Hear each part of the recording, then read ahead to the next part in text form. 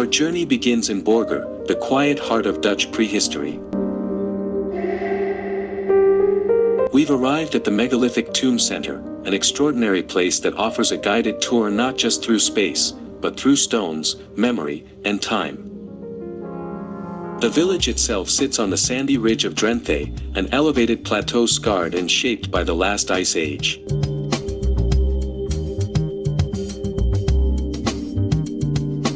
Look out across the heathland and the quiet pine forests, and you see fields where erratic boulders appear, strange and incongruous, as if the landscape itself is struggling to recall its glacial past.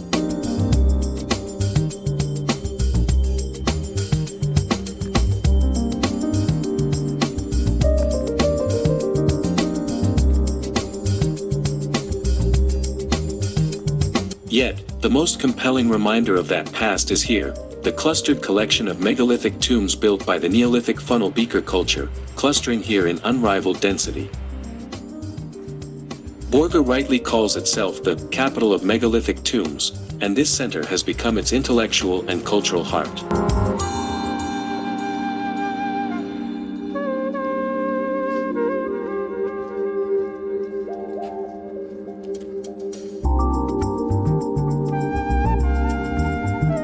Our exploration begins, surprisingly, not within the museum walls, but outside, in the prehistoric park, which spreads across the grounds like a living textbook.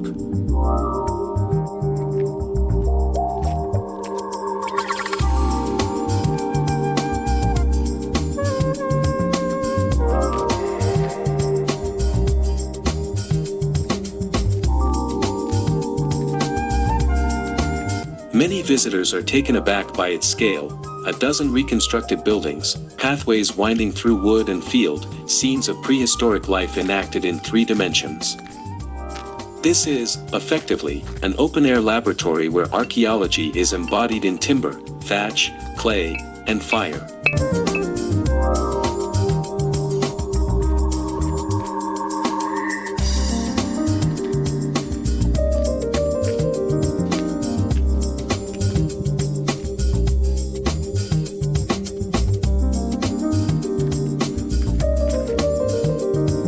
We walk into this park as one would walk into a timeline.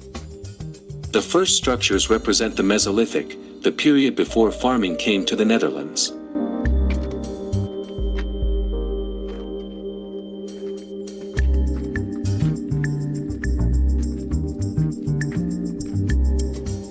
These were the light dwellings of hunter-gatherers, temporary shelters of branches and hides suited to a mobile life of fishing, foraging, and hunting.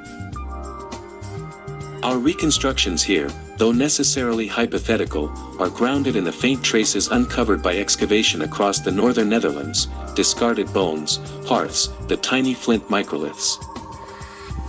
It's an act of scholarly imagination built on hard evidence.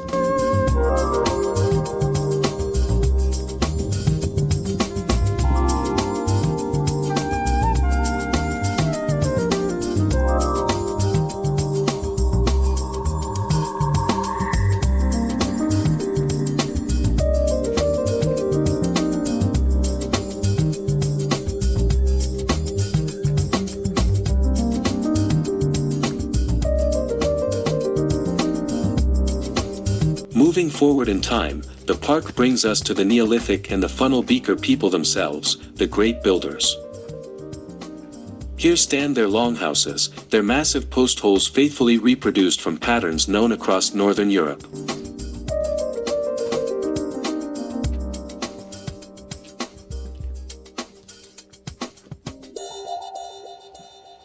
Inside, we can see the layout, hearths, benches, storage vessels. The spatial organization reflects not just domestic economy, but social hierarchy.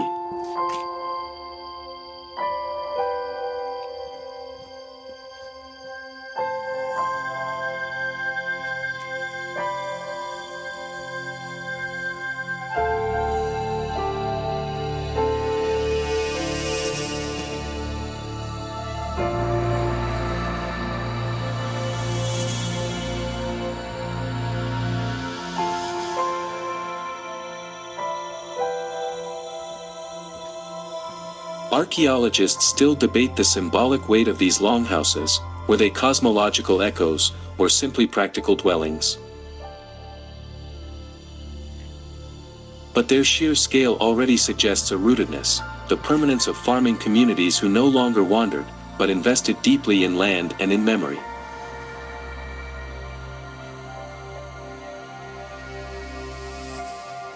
The park doesn't stop there.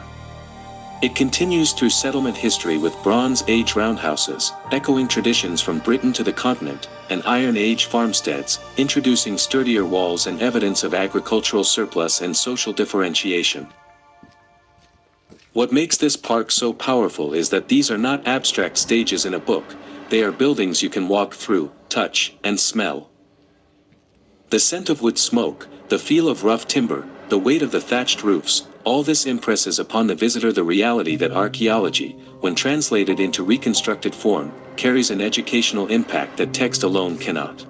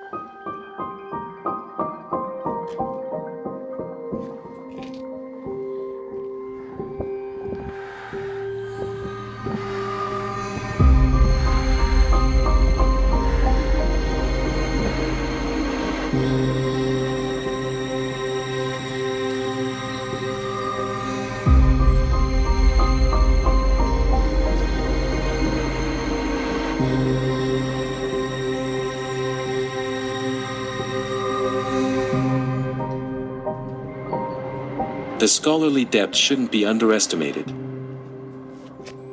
Each building is the fruit of careful archaeological synthesis, drawing on local excavation data from Drenthe and Groningen, combined with evidence from better, preserved sites across Europe. They function as hypotheses made visible, teaching tools that invite us all to ask, what was life really like here, and how can we know? We sense the rhythms of that prehistoric life, a loom where wool would be woven, a clay oven reconstructed from hearth fragments. Here, children can grind grain with querns, experiencing the repetitive labor of survival. Adults may linger on the plots where ancient cereals are cultivated, reflecting on the shift from wild to domesticated food.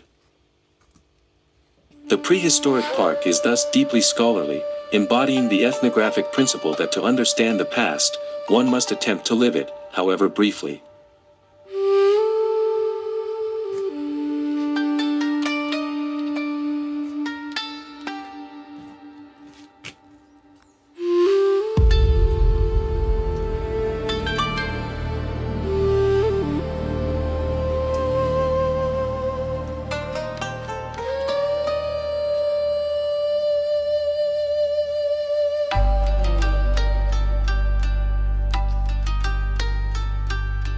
The Megalithic Tomb Center situates this outdoor park deliberately adjacent to D27, the largest megalithic tomb.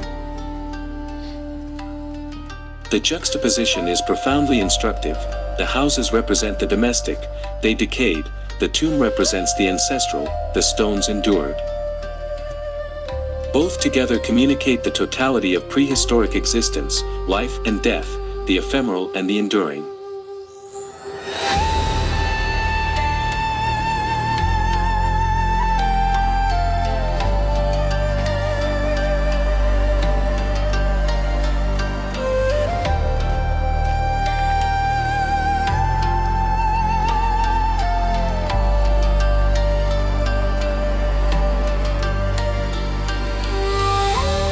But to proceed, we must visit the second building, where the Ice Age is given its due. The megalithic tombs, though human creations, are inseparable from the glacial stage that delivered their raw material. Entering the Ice Age Pavilion, we are confronted not with pottery, but with bones and stones, the remains of mammoths, woolly rhinoceroses, and immense erratic boulders that traveled south with glaciers from Scandinavia. The tone here is overtly scientific. Panels explain the Weichselian and Salian glaciations, the advance and retreat of ice sheets that carved the Dutch landscape. Maps show how the ice moved across northern Europe, grinding rock, transporting boulders. The very stones that form the tombs are presented not as passive objects, but as dynamic travelers, survivors of tectonic and climatic drama. They are called erratics precisely because their granite and gneiss are strangers to the local soil. Without the Ice Age, there would be no megalithic tombs. Alongside the stones stand the skeletons of the great beasts of the Pleistocene. The colossal mammoth towers in reconstruction, reminding us that Drenthe was once tundra, grazed by megafauna.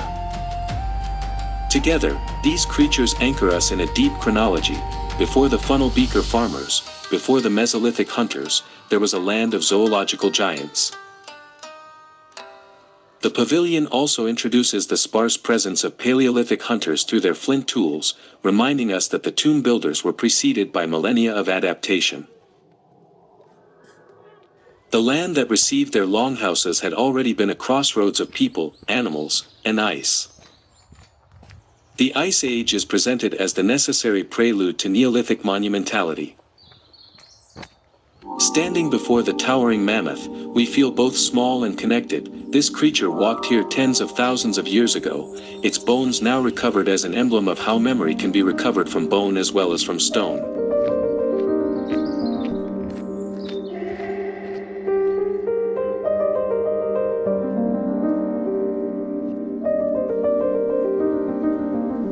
Leaving the Ice Age Pavilion, we return to the Neolithic focus, the Funnel Beaker Culture.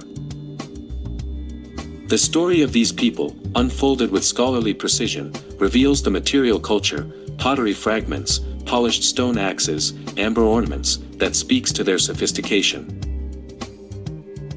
Archaeological analysis confirms the megalithic tombs were collective burial sites, used over generations, with chamber architecture suggesting ritualized use and seasonal remembrance.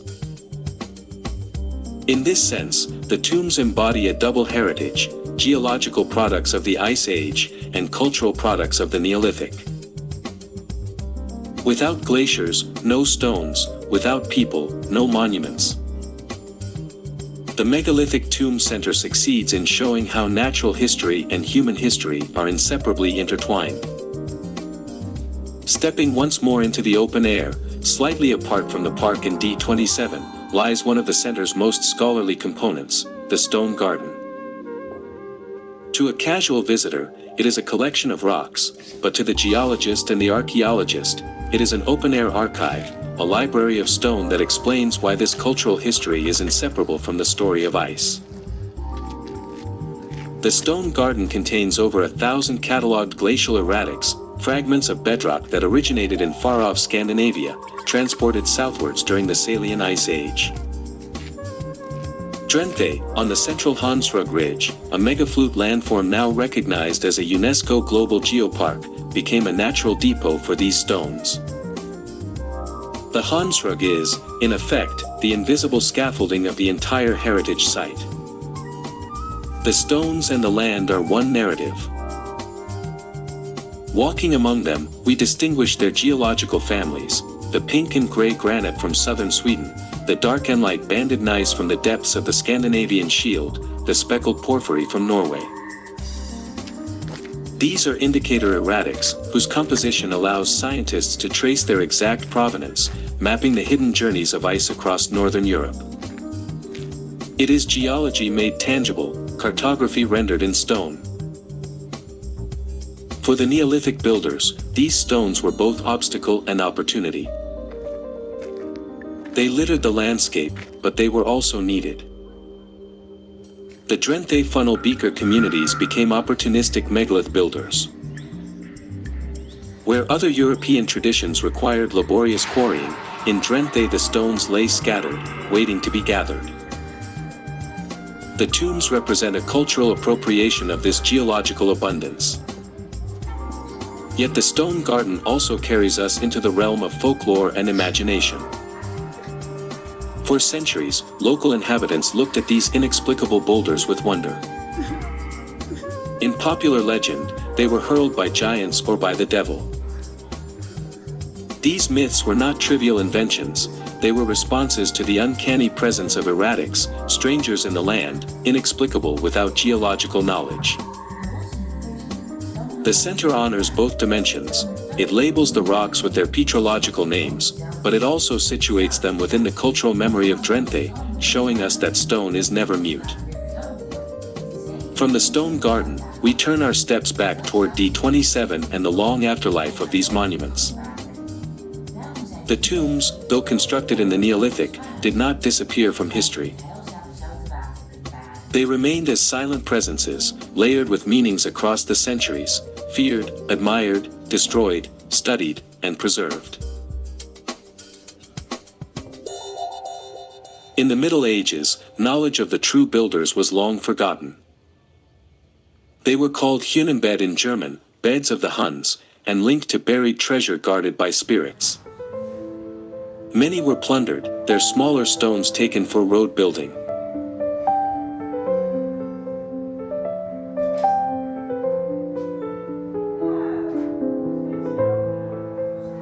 The scientific rediscovery began in the Renaissance, and by the Enlightenment, scholars began comparing the tombs with megaliths across Europe.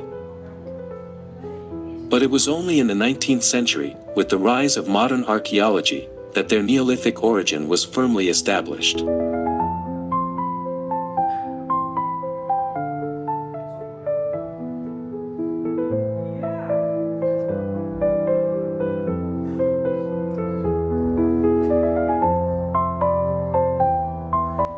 The survival of the tombs into the present is not a given, but the result of centuries of often contentious legal intervention, beginning with the Plakot of 1734, the first major act of state-mandated heritage protection in the Netherlands, which outlawed the removal of stones.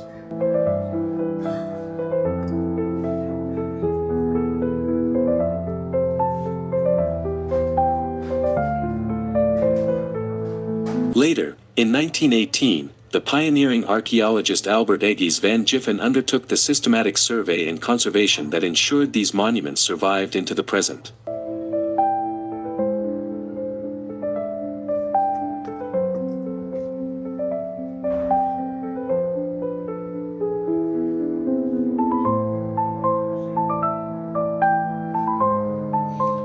The Megalithic Tomb Centre, founded much later, stands on his shoulders. Its task is a difficult, essential triad: to preserve the stones, to interpret them scientifically, and to transmit their cultural significance to the public.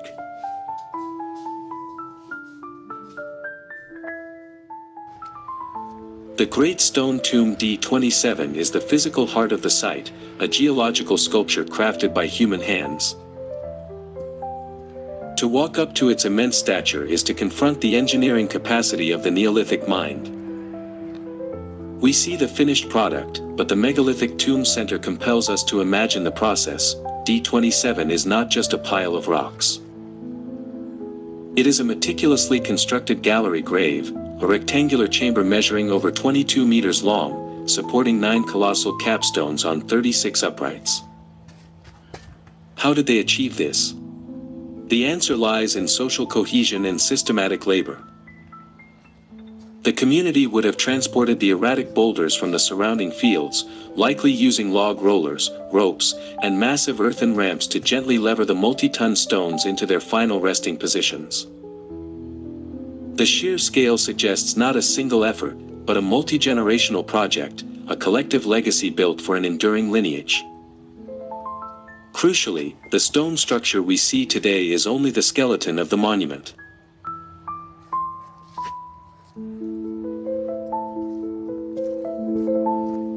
The Megalithic Tomb Center's models remind us that the chamber was originally entirely enclosed by a mound of earth and smaller stones, with the entrance defined by a small, narrow portal. It was not an open monument, but a deeply sealed ancestral house.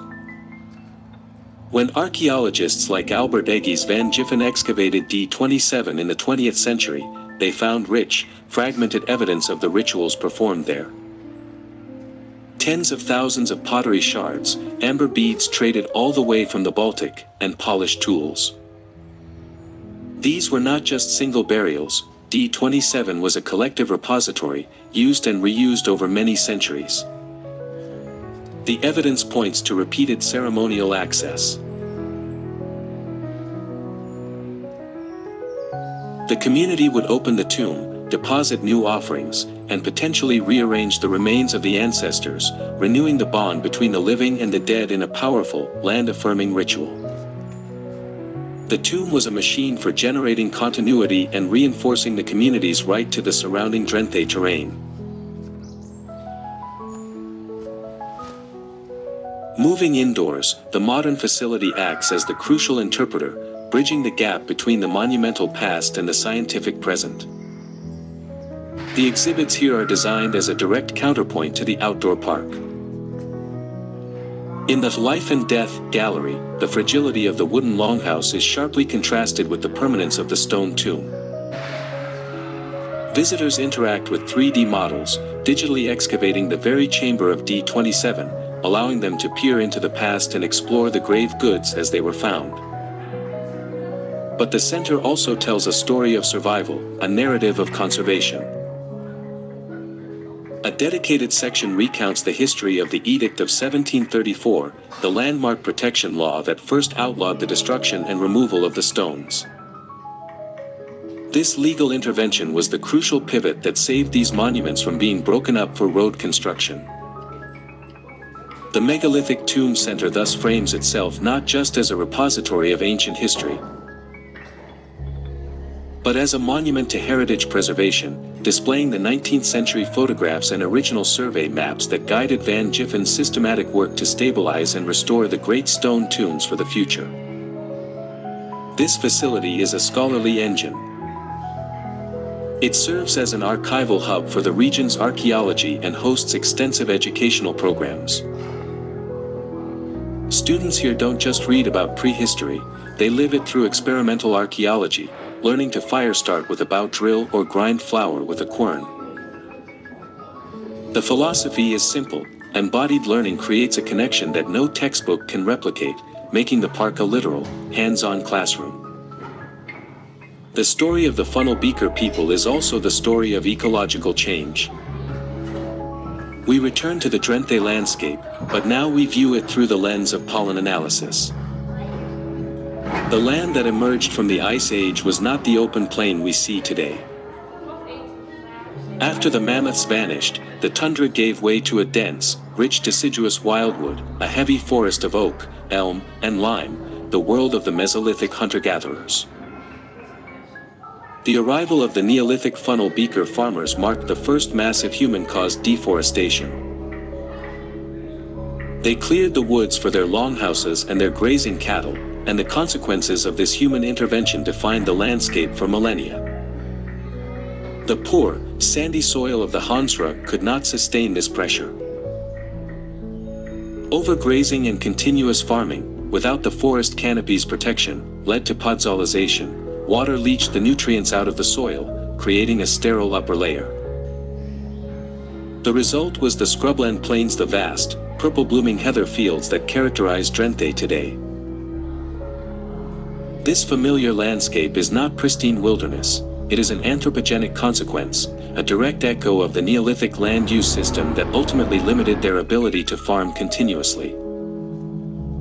This entire heritage site sits upon the Hondsrug, a landform now recognized as a UNESCO Global Geopark. This distinction elevates the geological narrative to global significance.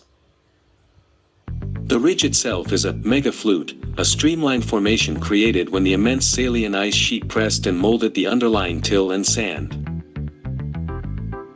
The erratic boulders that form the stone tombs are, therefore, not just random rocks. They are globally significant geological evidence, traceable back to their origins in Scandinavia, their journey mapped by the lines of the Hondsrug itself. The NTC is, in this light, a primary geopark gate, where the human story of the tombs is inseparable from the 400,000-year history of the Earth's climate and tectonics. The prehistoric park is an active laboratory.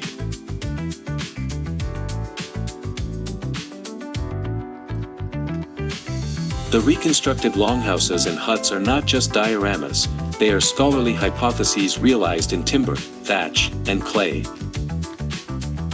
Every reconstructed building is the result of intricate load-bearing calculations and debates among archaeologists and engineers.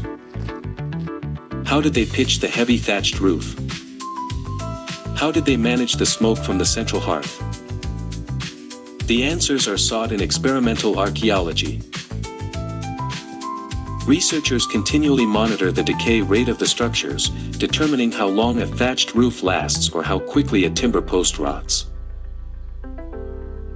This information is vital for helping archaeologists interpret the faint traces found at real excavation sites, turning a simple dark patch in the soil into a fully realized structure in the mind.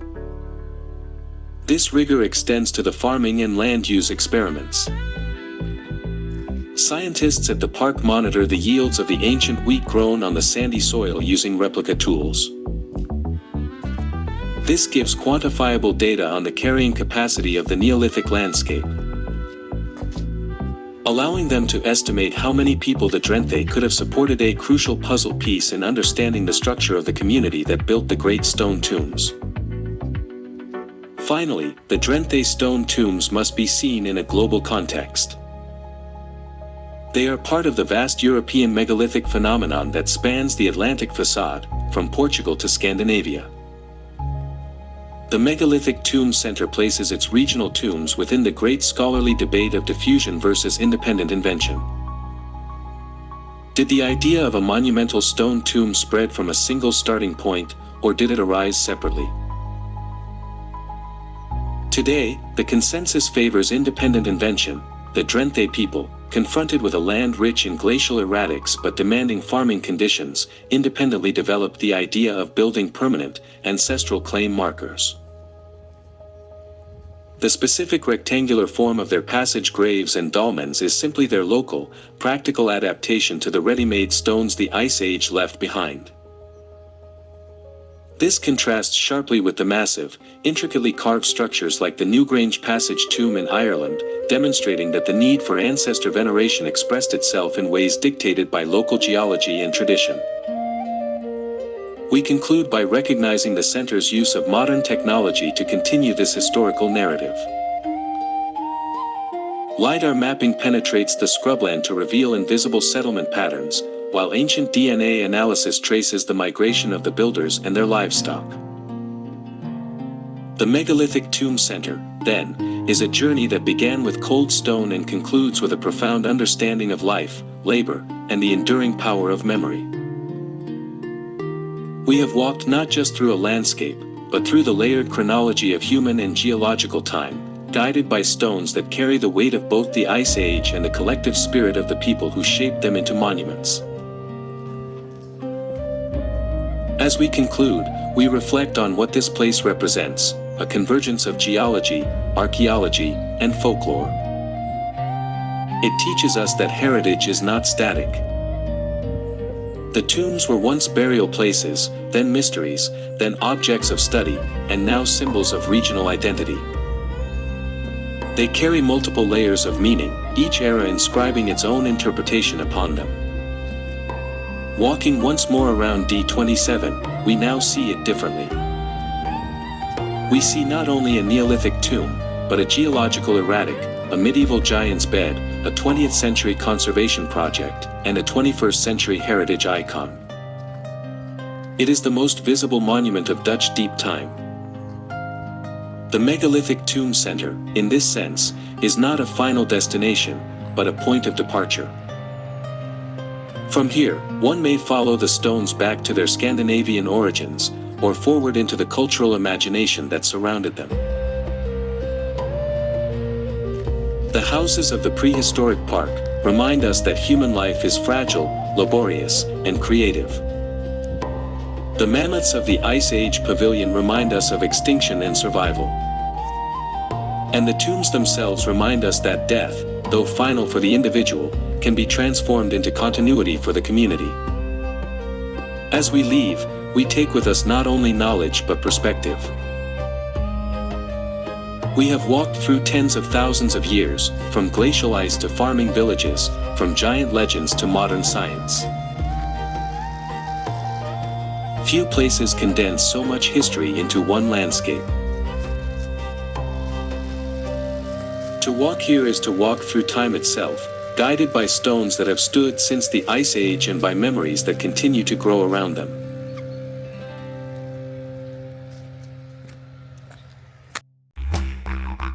Thank you for joining me on this journey into our shared past. If today's episode sparked your curiosity about where we come from and where we're going, don't forget to like, comment, share, and subscribe to this channel. Search for Origin. Here, history, faith, and science come together to reveal the deeper stories that shaped our world. And if you're ready to walk in the footsteps of the past yourself, I now offer exclusive museum and city tours in the Netherlands and Germany.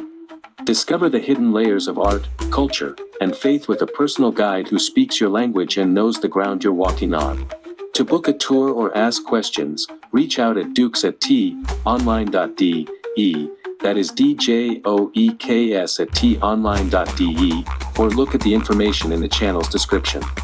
Your origin story is waiting. See you all in the next episode.